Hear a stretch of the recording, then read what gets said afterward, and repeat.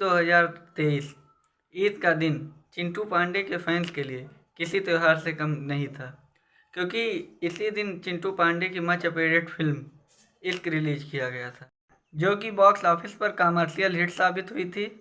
और यह फिल्म दूसरे सप्ताह में भी बॉक्स ऑफिस पे काफ़ी अच्छा चल रही है। इस फिल्म की कमाई की बात करें तो इसके मेकर्स द्वारा कोई ऑफिशियल डाटा इसका नहीं शेयर किया गया है, लेकिन बुक माई शो पर ऑक्यूपेंसी रेट के हिसाब से यह फिल्म 21 अप्रैल से लेके 1 मई के बीच में यह फिल्म बॉक्स ऑफिस पे 3 करोड़ 15 लाख से लेके 3 करोड़ 35 लाख के बीच में कमाई की है।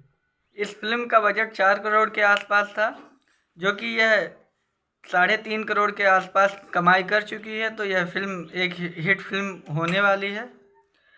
बाकी यह एक action love story drama film थी। इस फिल्म के एक्शन सीन काफ़ी बेहतरीन थे।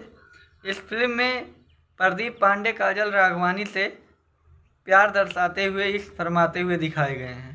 बाकी अगर जो आप लोग फिल्म देख लिए हैं तो कमेंट में ज़रूर बताइए फिल्म कैसा था, और मेरे वीडियो को लाइक और चैनल को सब्सक्राइब करना ना भूलिए।